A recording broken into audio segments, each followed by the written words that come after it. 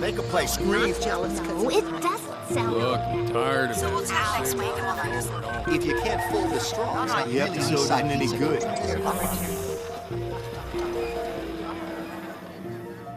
Todos os problemas da humanidade derivam da incapacidade do homem de ficar quieto e sozinho em um quarto. Blaise Pascal. Blaise Pascal escreveu isso no século XVII. Antes da internet. Antes da televisão. Antes até da eletricidade generalizada. Ele olhou para o ser humano do seu tempo, um ser humano que já tinha caça, festas, jogos de cartas, guerra, política, fofoca de vila, e concluiu que, no fundo, todo esse movimento era uma fuga. Uma fuga do silêncio. Uma fuga de ficar a sós com a própria mente. Agora imagina o que Pascal diria hoje. O convite. Eu quero te fazer um convite antes de começar. Não vou te pedir para desligar o celular, não vou te pedir para se policiar. Só peço uma coisa, enquanto você assiste esse vídeo, repare em quantas vezes seu polegar quer deslizar para cima. Repare em quantas vezes uma vontade quase automática de checar uma notificação aparece do nada. Não julgue isso. Só observe. Porque esse vídeo não é sobre vício em celular. Isso todo mundo já ouviu falar. Esse vídeo é sobre uma coisa mais silenciosa, mais disfarçada e, ironicamente, mais aceita socialmente. Uma coisa que às vezes até parece virtude. Estou falando da obesidade mental. E antes que você pense, mais um termo da moda para descrever gente grudada no celular, eu preciso ser honesto contigo, esse não é um diagnóstico médico. Não existe no manual de psiquiatria. Nenhum psiquiatra vai te dar esse laudo. É uma metáfora. Mas é uma metáfora que carrega, por trás dela, uma quantidade assustadora de ciência real. E é sobre isso que vamos falar, com calma, com profundidade e, espero, com alguma verdade que te faça reconhecer algo de você mesmo nela. A metáfora. Pensa na obesidade do corpo por um instante. Ela não acontece porque uma pessoa comeu demais um único dia.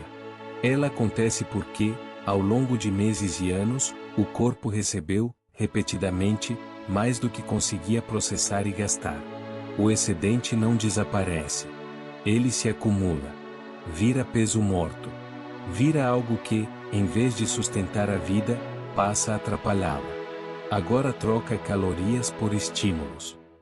Troca comida por informação, notificação, vídeo, notícia, opinião, escândalo, novidade. E pergunta, o que o seu cérebro tem feito, todos os dias, nos últimos anos? A obesidade mental é essa mesma lógica, só que aplicada à mente. Um acúmulo de conteúdos, estímulos, preocupações e informações que ultrapassa a capacidade saudável do cérebro de processar, gerando fadiga de decisão, perda de foco e uma sensação difusa e constante de sobrecarga, mesmo quando, de fora, parece que a pessoa não fez nada demais, só ficou no celular um pouco. Diferente da obesidade física, essa não aparece no espelho. Ninguém olha para você e vê. Você é que sente, num cansaço que não devia existir depois de um dia tranquilo, numa dificuldade de terminar um livro que você começou com entusiasmo, numa irritação inexplicável quando alguém pede para você prestar atenção em algo por mais de 2 minutos. O que a ciência já sabe sobre isso? Vamos sair da metáfora por um instante e entrar em terreno mais sólido. O neurocientista Daniel Levitin, ex-professor de psicologia e neurociência da Universidade McGill, dedicou um livro inteiro, The Organized Mind, a explicar como a era da informação nos afoga em um volume de dados sem precedentes na história humana, e como o cérebro, mesmo com toda a sua sofisticação, tem um limite físico de processamento. A atenção, segundo ele, é o recurso mental mais precioso que qualquer organismo possui, e é exatamente esse recurso que está sendo disputado, minuto a minuto, por cada aba aberta, cada notificação, cada vídeo só mais um. Nicholas Carr, em The Shallows, foi na mesma direção por outro caminho. Ele argumenta que o uso constante da internet não apenas ocupa nosso tempo, mas literalmente reformata os circuitos cerebrais responsáveis por leitura profunda, atenção sustentada e memória. Não é força de vontade que está em jogo. É neuroplasticidade. O cérebro se adapta ao ritmo em que é treinado, e se o treino diário é de saltos curtos e rápidos entre estímulos, é isso que ele fica bom em fazer. E é isso que ele perde a capacidade de não fazer. No Brasil, o psiquiatra e nutrólogo Frederico Porto colocou essa ideia de um jeito visual. Imagina uma pessoa diante de uma mesa fartíssima, com todo tipo de comida disponível, ao mesmo tempo, sem parar. Ela não vai comer com consciência. Vai comer por impulso, por excesso de opção, por incapacidade de dizer chega. É essa a sensação que a informação ilimitada provoca na mente contemporânea. E é por isso que ele propõe, quase literalmente, uma dieta mental, uma dieta de informação. E existe uma consequência neurológica concreta nisso tudo. O córtex pré-frontal, a região do cérebro responsável pelas chamadas funções executivas, planejar, priorizar, antecipar, decidir, tem capacidade limitada. Quando ele é inundado além do que suporta, entra em sobrecarga, e sinais de ansiedade e alerta passam a ser enviados para regiões cerebrais mais primitivas. O resultado é irônico e cruel. Exatamente a parte do cérebro que resolveria os problemas é a que perde força primeiro. O psiquiatra americano Edward Lovell descreveu algo parecido ao falar sobre o que chamou de traço de déficit de atenção, não o TAA, que é neurodesenvolvimental, mas um estado adquirido, provocado pelo ambiente de excesso informacional em que vivemos. Segundo ele, uma simples interrupção pode custar quase um minuto inteiro até a mente conseguir voltar de fato ao que estava fazendo antes. Reparem, nenhum desses nomes é um blogueiro de autoajuda. São neurocientistas, psiquiatras, pesquisadores. A metáfora pode ser popular. A base por trás dela não é. Quando o excesso vira doença de verdade. É importante fazer uma pausa aqui para separar duas coisas. A obesidade mental, como vimos, não é um diagnóstico. Mas existe, sim, um ponto em que o uso de telas e jogos cruza a fronteira para uma condição clínica reconhecida. Em 2018, a Organização Mundial da Saúde incluiu, na 11ª revisão da Classificação Internacional de Doenças, o transtorno do jogo, o gaming disorder. Ele é definido por 3 critérios centrais, presentes por pelo menos 12 meses. Controle prejudicado sobre o comportamento de jogar, a pessoa não consegue mais decidir quando começar, quando parar, por quanto tempo. Prioridade crescente dada ao jogo, a ponto de ele passar à frente de outros interesses e responsabilidades da vida. E continuidade do comportamento mesmo diante de consequências negativas evidentes e acumuladas. Por que trago isso aqui? Porque é o lembrete de que existe, sim, uma linha entre estou absorvido demais pelo estímulo digital, e isso está me fazendo mal, mas ainda está sob meu controle e isso já não está mais sob meu controle, e está destruindo áreas inteiras da minha vida. A obesidade mental vive nesse território ambíguo, muitas vezes logo antes dessa linha. Ela é o sinal de alerta. O transtorno é o incêndio já instalado. A armadilha mais silenciosa, o conteúdo educativo. E aqui chegamos na parte mais desconfortável desse assunto. Porque até agora, talvez você tenha pensado, tá, mas eu não fico vendo besteira, eu assisto coisa que agrega, que me ensina algo. E é exatamente aí que mora a armadilha mais perigosa de todas, porque ela vem disfarçada de virtude. Imagine a cena, você está deitado, cansado, e decide só vou ver uns vídeos educativos antes de dormir. Passa uma hora. Você viu conteúdo sobre finanças, sobre história, sobre um fato científico curioso, sobre produtividade. Você se levanta achando que investiu bem seu tempo. Você aprendeu. Será? Existe uma pesquisa conduzida pelos cientistas Maria Mauric, Pauline Roveiais e Santanislas Derraene, publicada na renomada revista científica PNAS, que investigou justamente isso. Será que vídeos educativos curtos realmente ensinam? A resposta, ao menos no domínio da matemática que eles estudaram, foi desconfortável. Os vídeos, por si só, não produzem aprendizagem substancial nem duradoura. Eles funcionam bem para introduzir um conceito, para despertar curiosidade, para gerar entusiasmo inicial, mas o aprendizado de verdade só acontece quando esse conteúdo é combinado com esforço ativo, tentar aplicar, tentar recuperar da memória sem consultar a fonte, tentar explicar com as próprias palavras. Existe um nome para essa sensação enganosa, ilusão de fluência. Quando uma explicação é boa, ela escorrega fácil pela sua mente. E o cérebro confunde essa facilidade de processamento com a sensação de ter aprendido. Mas reconhecer uma ideia como fazendo sentido, no momento em que alguém está te explicando, é uma coisa. Conseguir buscar essa ideia na sua própria memória, sozinho, dias depois, e usá-la, é outra completamente diferente. E tem ainda um segundo mecanismo, mais sutil e mais perverso. O mesmo ciclo de estímulo rápido que prende alguém em vídeos de entretenimento também opera nos vídeos educativos de formato curto. Psicólogos chamam isso de neuroadaptação. O cérebro se acostuma ao ritmo de recompensa rápida, pulando de vídeo em vídeo, buscando a próxima pequena descarga de novidade. A diferença é que, no caso do conteúdo educativo, a pessoa carrega a sensação de estar sendo produtiva. E é exatamente essa sensação que a impede de perceber o problema. O resultado final é cruel. A pessoa acumula centenas de vídeos aprendidos, mas quando alguém pergunta algo simples sobre o assunto, não consegue explicar. E o pior, sente uma frustração vaga, sem entender porquê. Eu vi tanta coisa sobre isso, porque não sei explicar. Cenário hipotético. 2 pessoas, um mesmo dia. Deixa eu te levar por um exemplo. 2 pessoas fictícias.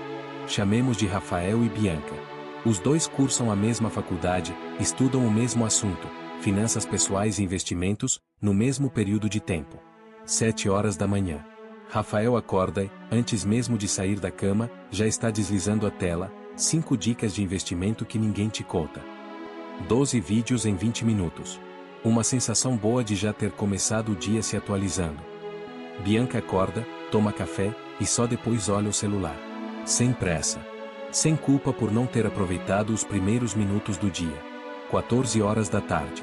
Rafael assiste 3 vídeos sobre tesouro direto, fundos imobiliários e ações, pulando de um pro outro porque esse aqui parece mais interessante.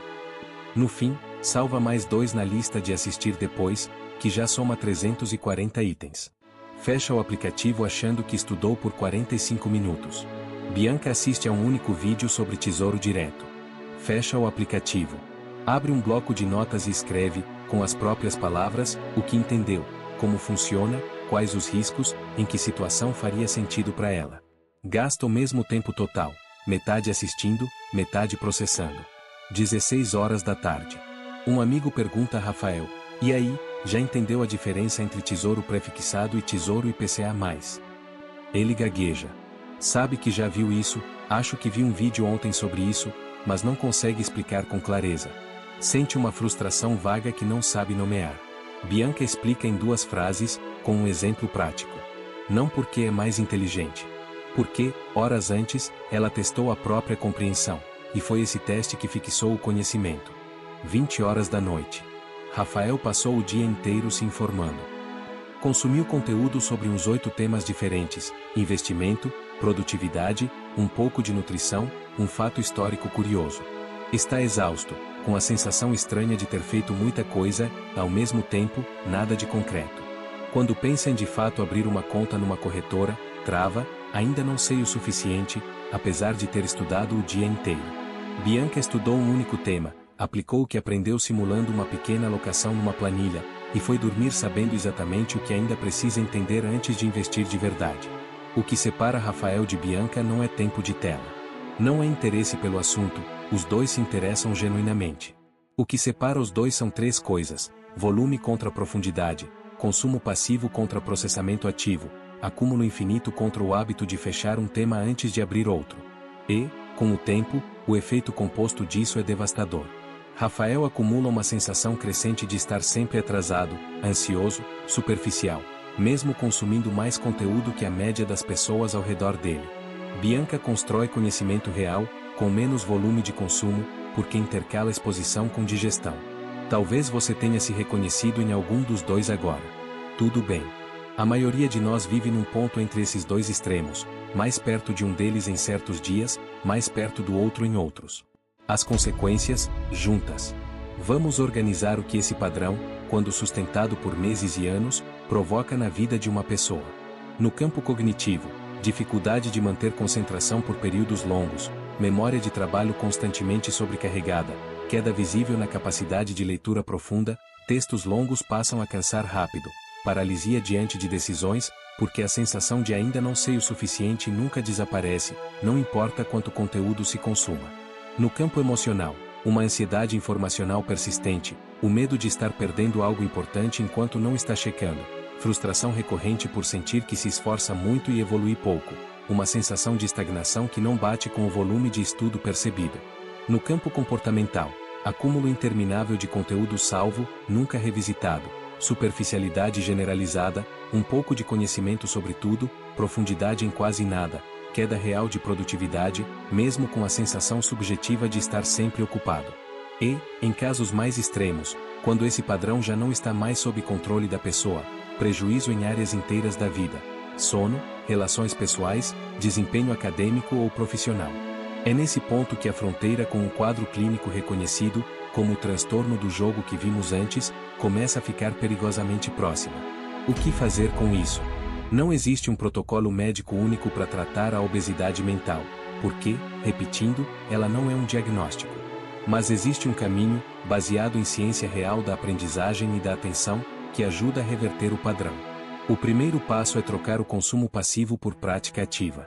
Depois de assistir a um conteúdo, parar. Tentar reproduzir aquilo sem consultar a fonte, resumir de memória, explicar em voz alta para alguém, aplicar num problema real. É esse esforço de recuperação, e não a repetição de exposição, que consolida a aprendizagem de verdade.